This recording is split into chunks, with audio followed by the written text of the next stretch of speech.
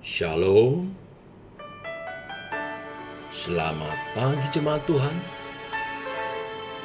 Berjumpa kembali dalam doa pagi online.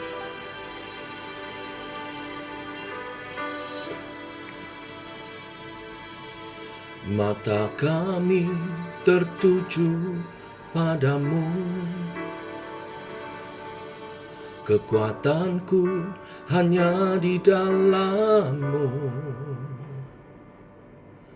Erat dalam dekap-Mu, terlebih di saat aku mengerti.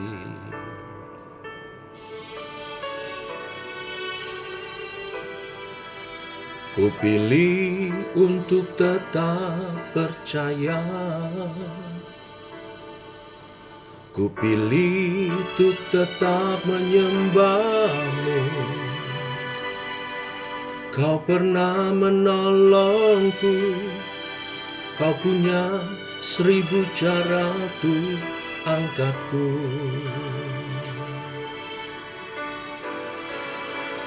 Anugerah-Mu jadi perisaiku, mengelilingiku, memeliharaku. Anugerah-Mu untuk seumur hidupku. Ada saat yang lain pergi, anugerah-Mu jadi perisaiku, mengelilingiku, memeliharaku. Anugerah-Mu untuk seumur hidupku terjadi dalam hidupku.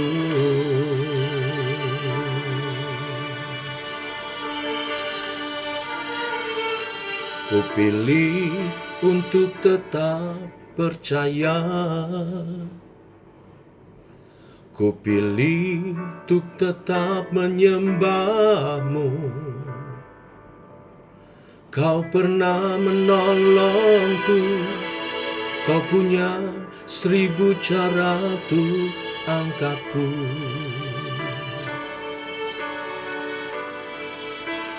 Anugerah-Mu jadi perisaiku, mengelilingiku, memeliharaku. Anugerah-Mu untuk seumur hidupku. Ada saat yang lain pergi, anugerah-Mu jadi perisaiku, mengelilingiku, memeliharaku. Anugerah-Mu untuk seumur hidupku terjadi dalam hidupku.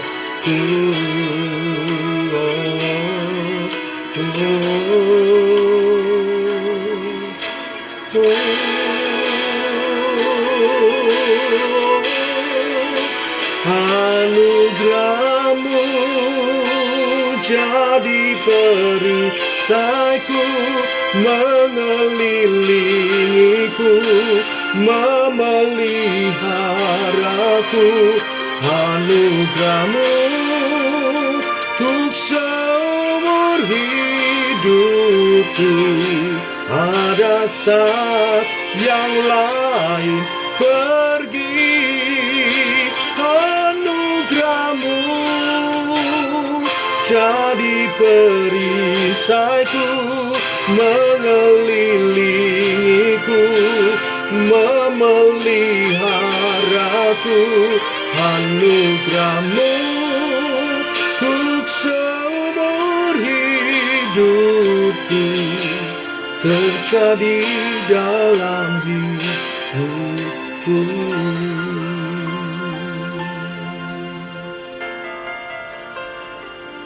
Oh.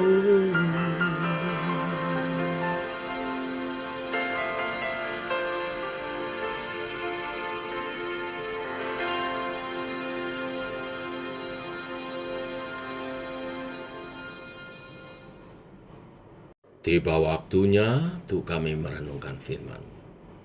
Firman-Mu-lah suluh dan terang bagi jalan kami. Berfirman Tuhan, terangi jalan kami, tuntun langkah kami oleh kebenaran firman yang sebentar kami renungkan. Dalam nama Tuhan Yesus Kristus. Amin. Bapak Ibu, kita lanjutkan renungan firman hari ini. Lukas pasal 4 ayat 1 sampai 13. Demikian firman Tuhan. Yesus yang penuh dengan Roh Kudus kembali dari sungai Yordan, lalu dibawa oleh Roh Kudus ke padang gurun. Di situ ia tinggal 40 hari lamanya dan dicobai iblis. Selama di situ ia tidak makan apa-apa, dan sesudah waktu itu ia lapar. Lalu berkatalah iblis kepadanya, "Jika engkau anak Allah, suruhlah batu ini menjadi roti." Jawab Yesus kepadanya, "Ada tertulis, manusia hidup bukan dari roti saja." Kemudian ia membawa Yesus ke suatu tempat yang tinggi, dan dalam sekejap mata ia memperlihatkan kepadanya semua kerajaan dunia. Kata iblis kepadanya, "Segala kuasa itu serta kemuliaannya akan kuberikan kepadamu, sebab semuanya itu telah diserahkan kepadaku, dan aku memberikannya kepada siapa saja yang kukehendaki. Jadi, jikalau engkau menyembah aku, seluruhnya itu akan menjadi milikmu." Tetapi Yesus berkata kepadanya, "Ada tertulis, engkau harus menyembah Tuhan Allahmu, dan hanya kepada Dia sajalah engkau berbakti." Kemudian ia membawa Yesus ke Yerusalem dan menempatkan Dia di bumbungan bait Allah. Lalu berkata kepadanya, "Jika engkau anak Allah, jatuhkanlah dirimu dari sini ke bawah.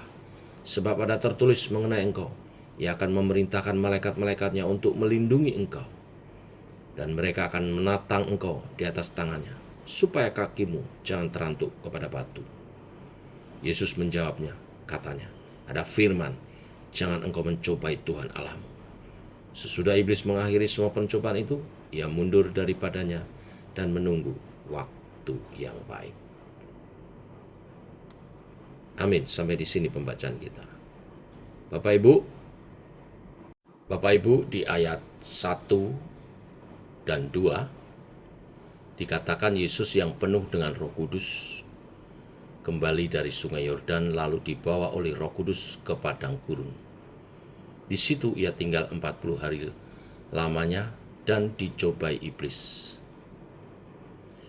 Jadi Bapak Ibu, kalau Yesus yang penuh dengan Roh Kudus saja bisa dicobai, apalagi kita sebagai pengikutnya, anak-anak Tuhan. Firman ini ingin menjelaskan kepada kita yang pertama, tidak ada yang kebal dengan pencobaan, masalah, ujian kehidupan. Yesus dicobai 3 hal. 3 hal ini mewakili pergumulan yang mencobai setiap umat manusia. Yang pertama, Yesus dicobai tentang perut, tentang makanan. Setelah berpuasa selama 40 hari, tentu tidak ada yang lebih menarik selain makanan. Tentu akan dimaklumi bila saat itu Yesus mengubah batu menjadi roti untuk memuaskan rasa laparnya. Namun perlu dicermati, iblis berkata, "Jika engkau anak Allah, ubahlah batu menjadi roti." Jika engkau anak Allah. Jadi perkataan ini sesungguhnya merupakan godaan agar Yesus bertindak demi dirinya sendiri dan lepas dari ketergantungan kepada Bapa. Jelas ini merupakan bentuk pengingkaran iman.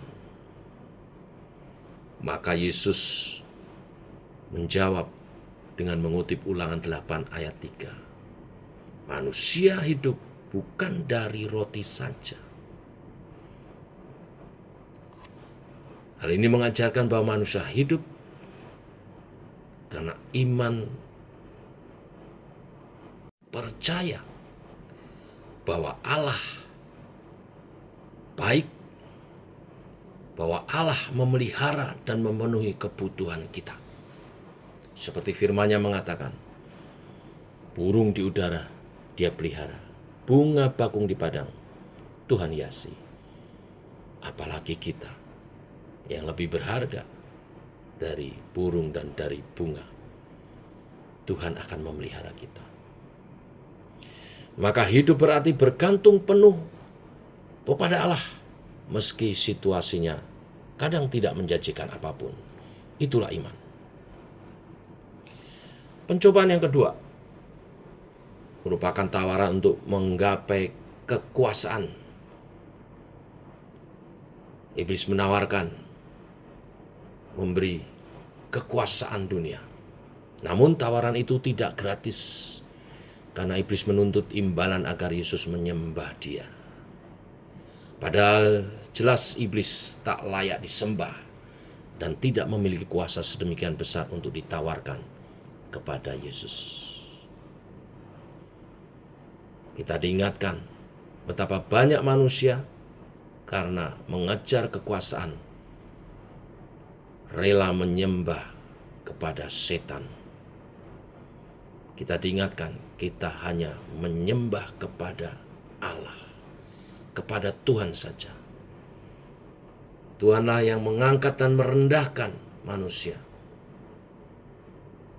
Maka sembahlah Tuhan, karena hidup kita, posisi kita ada pada Tuhan. Masa depan kita ada pada Tuhan. Bila kita dijumpai sebagai umat yang taat, Tuhan sendiri akan mempromosikan kita dan memuliakan kita. Pencobaan yang ketiga adalah pencobaan yang merupakan godaan untuk menguji perlindungan Allah. Yesus dibawa ke bumbungan bait Allah untuk menjatuhkan diri. Bahkan iblis memakai firman Tuhan untuk mencobai Yesus. Bahwa pasti Tuhan akan mengutus malaikat-malaikatnya menopang Yesus. Pencobaan ketiga ini akal-akalan iblis untuk menguji perlindungan Allah. Tentu saja Yesus tidak mau memaksa Allah untuk melakukan mukjizat. Yesus mengutip Ulangan 6 ayat 16. Janganlah kamu mencobai Tuhan Allahmu seperti kamu mencobai Dia di masa. Iblis pun gagal. Saudara lihat kunci kemenangan Yesus menghadapi pencobaan ada dua. Dan ini juga menjadi kunci setiap anak Tuhan memenangkan pencobaan-pencobaan di kehidupannya, pergumulan kehidupannya, yaitu firman dan roh. Oleh sebab itu kita mesti mengerti firman Tuhan dan penuh dengan Roh Kudus. Di awal perikop tadi dikatakan Yesus yang penuh dengan Roh Kudus. Dan setiap pencobaan dijawab dengan ada tertulis karena firman-Nya. Saudara ingin berkemenangan dalam Tuhan, mengatasi segala pencobaan, dan hidup sebagai pemenang-pemenang. Kita mesti mengerti kebenaran firman, menghidupi dan melakukannya, dan penuh dengan Roh Kudus. Pelajaran terakhir dari perikop ini. Di ayat 13 dikatakan, sesudah iblis mengakhiri semua pencobaan itu, ia mundur daripadanya dan menunggu waktu yang baik. Ini artinya iblis selalu menunggu, mencari kesempatan untuk mencobai setiap anak-anaknya. Pencobaan tidak terjadi sekali saja. Iblis kalau gagal dia menunggu momen lagi, dia menunggu momen lagi. Apa artinya bagi kita? Kita mesti selalu siap siaga, berjaga-jaga seumur hidup kita. Berjaga-jaga supaya kita tidak jatuh dalam pencobaan. Caranya bagaimana? Jangan fokus sama serangannya, tapi jangan fokus hanya pada serangannya, tapi perlengkapi diri. Perlengkapi diri dengan senjata iman, firman Tuhan, dan hidup penuh Roh Kudus. Latih diri dengan melayani Tuhan kita, Panglima kita. Maka kita terampil.